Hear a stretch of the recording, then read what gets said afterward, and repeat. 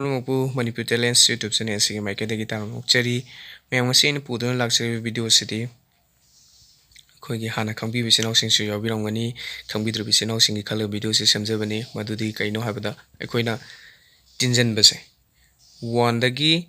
10 forward tinjan ba aduga akhoi 1 dagi 100 forward tinjan base akhoi athun haitare masi kamain toroga hot kadage amasung kamain tor khanggadage habadugi matangdane ba aina mayamda huzik share tawjara kadurise huzik ado horase kamaina 1 daina 10 bok tinjana base koina yam thuna hot kadage magi tinjana boi phone haitare ko 1 daina 10 bo orsu 1 daina 20 bo orsu sise mathang manau naina tinjana ko matamda thuna phone je kamain torga khoina yengadage puthokadage habadugi matangdane ba ai hana holaga thamjare mayamda haibada nungaina ba haidana ai mayamda haijarage mayamda share tawjarage aina sidai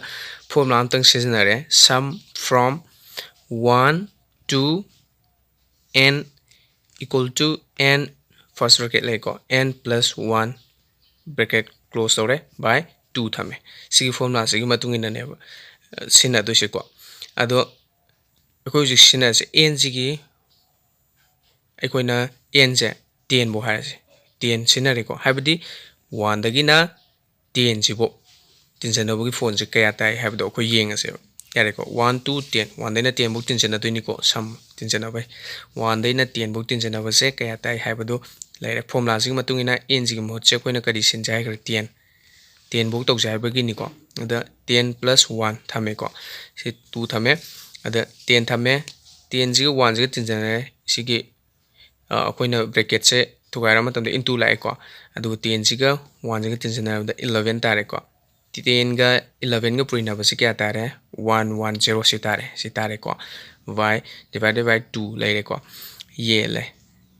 2 sina sigi 110 sida yen matamda 55 thonge 55 sineba 1 dagina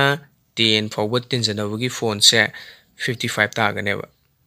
si ama hektani ko 10 oirsu 20 oirsu 30 oirsu smaina loin puthokpa yadoine aduga sum from hanam namu 1 daina koi 100 po mu yenga seba 100 thame ko ng gi mo che to masai ng gi mo che koina sida 10 singi bedu maina koino hanam namu ngi mo che 100 haidi 1 daina 100 buk tin jenam si kya tai ge du yenge koi form lai matung ina 100 thame first bracket open tawre 100 plus 1 je tin chale ko form lai matung ina divided by 2 thame si tinjanare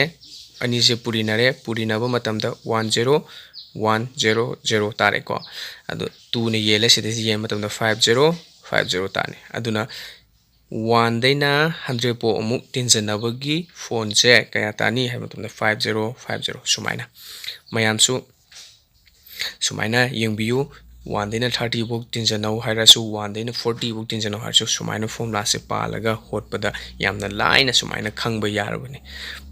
sumaina mayam video se mayam da khajitang wisu kana yena khalagadi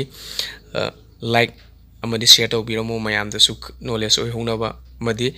subscribe to biramo channel se mayam da hena kana ba video kayamaro mai puduna lakchage aina khangje haijaba khajitang mayam da share to jabani madriba khangdriba angang sing amasung maru mapang sing sida knowledge share to jabani punong pu amukana khurumjari